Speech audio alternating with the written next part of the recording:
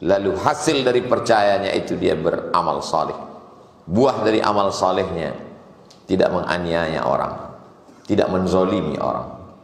Ketika jantung berhenti berdetak, napas berhenti berembus, darah membeku, berubah menjadi nanah, daging hanya menjadi santapan cacing tanah. Tak ada beda antara orang kaya dengan miskin rakyat jelata. Semua akan masuk ke dalam lubang tanah liang lahat, dimakan cacing tanah, anai-anai, semua binatang yang menjijikkan. Mana harta benda yang dicari pagi, petang, siang dan malam, tinggal akan dibagi oleh ahli waris. Mana rumah megah mewah yang dibangun dengan tetes peluh keringat dan air mata, akan ditempati orang lain. Bahkan mungkin orang-orang yang tak disuka akan menempatinya dengan sukarela. Di mana orang yang kaya 100 tahun yang lalu mati? Di mana orang yang berkuasa 100 tahun yang lalu mati? Orang yang baik juga menghadap Allah. Bedanya di mana? Mereka akan mendapatkan segala yang mereka lakukan sesuai dengan kadar amal masing-masing. Faman ya'mal mithqala dzarratin khairan yarah. Sebesar biji sawi perbuatan baik yang pernah kau lakukan akan kau lihat dengan biji matamu. Wa man ya'mal mithqala dzarratin syarran yarah. Siapa yang berbuat salah, dosa, maksiat sebesar biji sawi, yarah, dia pun akan melihatnya. Janji Allah Subhanahu wa ta'ala. Tapi semuanya serba tidak dilihat. Malaikat yang mencatat tidak nampak. Neraka yang akan dimasuki tidak pernah dilihat. Alam barzakh yang katanya ada, sampai hari ini orang mati tidak pernah hidup kembali untuk bercerita tentang apa yang mereka alami.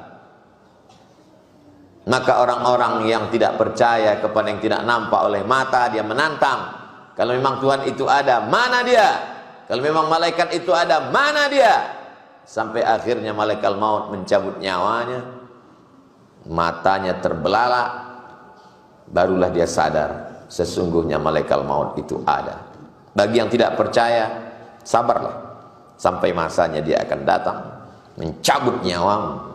Sakitnya seperti tebasan pedang di tempat yang sama diulang beratus kali.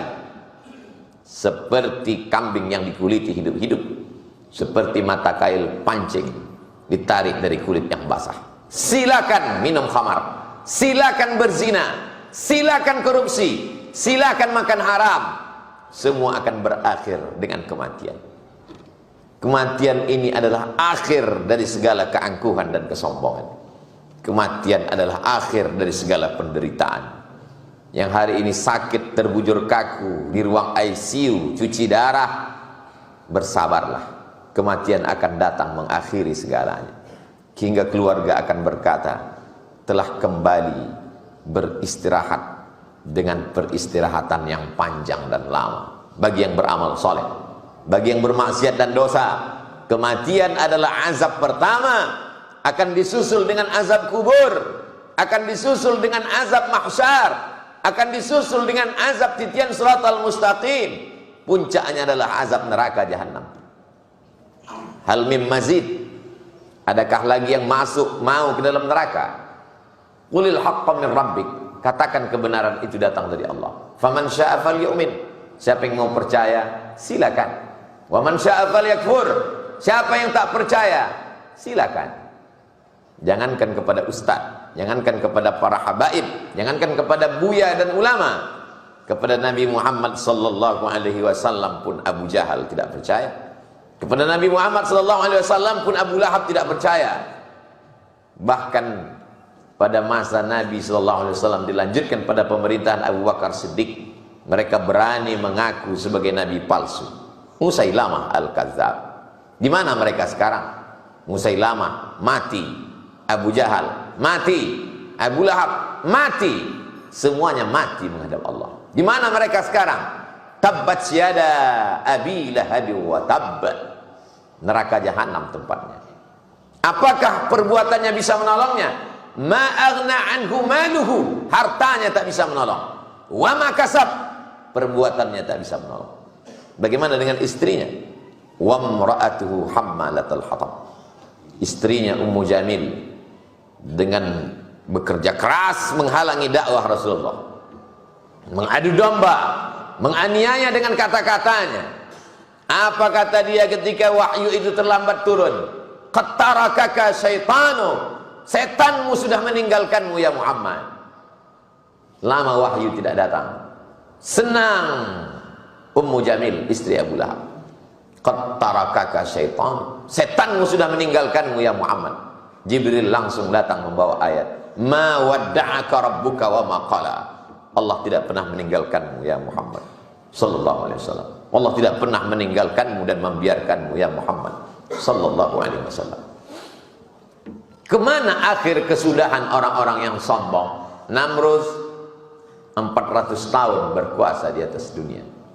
Di puncak kekuasaannya sampai akhirnya dia lupa bahwa dia manusia. Lalu dia berkata, hal rabbun ghairi, adakah Tuhan selain aku? Adakah Tuhan selain aku? Kata Namrud. Sampai akhirnya Allah hanya mengirim seekor nyamuk terbang di atas angin, masuk ke dalam lubang hidungnya, menggigit otaknya. Dia pukul kepalanya, nyamuk itu tidak mati karena bukan di kepalanya tapi di dalam kepalanya. Sampai akhirnya dia pukulkan kepalanya ke dinding, dia pukul dengan martil yang besar, kepalanya pecah, dia pun mati. Innallaha la yastahi ayadriba mathalan ma ba'udatan fama fawqaha. Allah tidak malu menciptakan makhluk sekecil sehina nyamuk. Kalau ada orang berkata, untuk apa Allah menciptakan nyamuk? Gara-gara nyamuk banyak orang menjadi kaya, gara-gara nyamuk orang menjadi profesor, peneliti bidang nyamuk. Dan nyamuk pernah membunuh musuh Allah subhanahu wa ta'ala, Namrud namanya. Dia tidak mati karena disambar petir, dia tidak mati karena pasukan bala tentara yang ratusan juta. Dia mati hanya satu dari makhluk Allah yang dianggap tidak ada apa-apanya. Man arafat dunya hanat alaih. Siapa yang kenal hakikat dunia, maka dunia ini ringan baginya. Tak sampai setengah sayap nyamuk. Nisfi jinahi ba'udah, tak sampai setengah sayap nyamuk. Satu ekor nyamuk, dua sayap, terlalu besar dunia ini dihargai dengan seekor nyamuk. Tak sampai setengah sayap nyamuk. Yang kaya, kalau dia kenal hakikat dunia, dia tidak akan sanggup bangga dengan kekayaannya, karena semua akan tinggal menjadi kenangan semata. Yang punya jabatan dan kekuasaan, dia pun tidak akan sombong, karena dia tahu semua hanya akan menjadi kenangan. Semua hanya akan menjadi cerita, cerita baik atau cerita buruk. Harimau mati meninggalkan belang, gajah mati meninggalkan gading, manusia mati meninggalkan nama. Isma syi'ta, hidup sesuka hatimu. Yang muda, hidup sesuka hatimu, kata Jibril alaihissalam berpesan.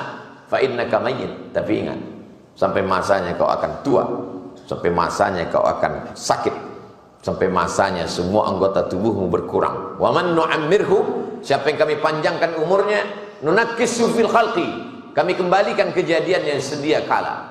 Dulu mata hanya memandang sejengkal, sampai tua pandangan mulai rapuh. Dulu kaki gemetar belajar berjalan, sampai tua dia kembali gemetar, tak tahan tegak lama. Saatnya pikiranmu tak dapat mengingat apa-apa, begitu juga sampai usia tua, semua lupa, semua tak ingat. Begitulah Allah subhanahu wa ta'ala membolak-balikkan nasib manusia. Yang kita inginkan, hati tetap dalam keadaan istiqamah. Al-istiqamah, satu istiqamah dalam iman, satu istiqamah dalam amal saleh, khairun min alfi karamah, lebih baik daripada memiliki 1000 karamah. Karamah bisa berjalan di atas air, karamah bisa terbang di atas awan. Idza ra'aitar rajul, kalau kau lihat ada orang yatiru fil hawa, terbang di atas awan, yamshi 'alal ma', berjalan di atas air, la taghtar, jangan tertipu.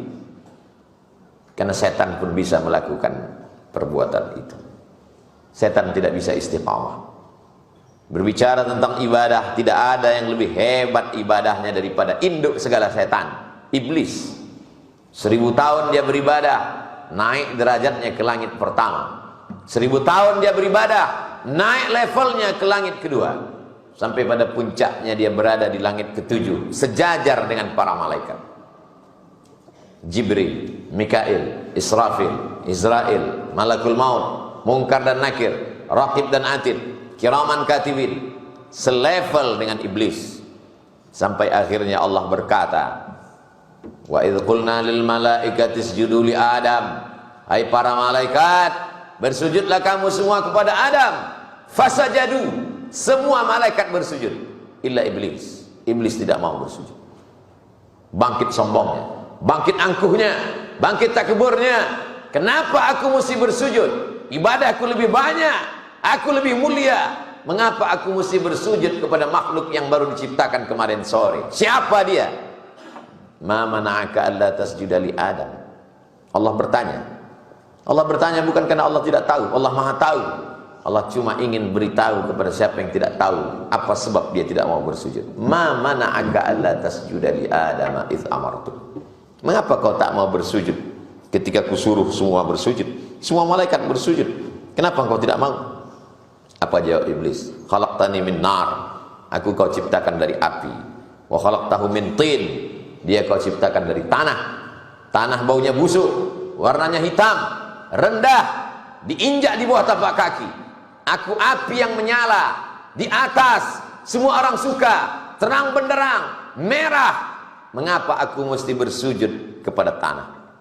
Dua kesalahan iblis. Yang pertama, dia tidak taat pada perintah Allah. Kalau sujud kata Allah, sujudlah.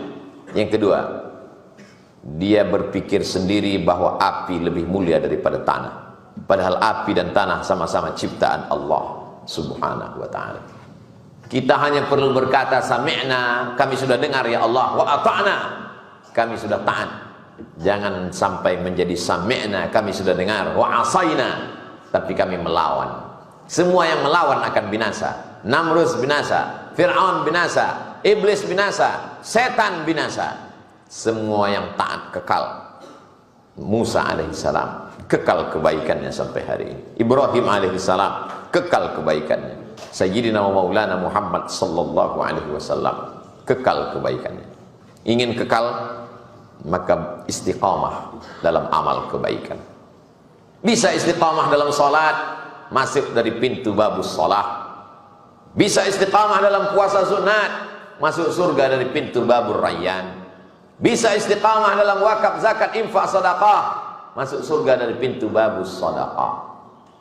Yang tidak kaya, yang tidak sanggup banyak ibadah, masuk dari pintu babil kaziminal ghaiz, menahan amarah. Mampu dia kendalikan hawa nafsunya. Marah pada tempatnya. Tidak hanya marah-marah, tapi marah ketika agama Allah diinjak, marah ketika Rasulullah disepelekan, marah ketika agama dihina. Tapi dia tetap bersabar menjaga orang tua, bersabar dengan istri dan anak-anak, bersabar terhadap umat. Maka sesungguhnya inilah yang akan menjadi salah satu asbab mudahnya masuk ke dalam surga Allah Subhanahu wa ta'ala. Barakallahu li wa lakum fil Qur'anil azim. ونفعني وإياكم بما فيه من الآيات والذكر الحكيم وتقبل مني ومنكم تلاوته إنه هو الغفور الرحيم.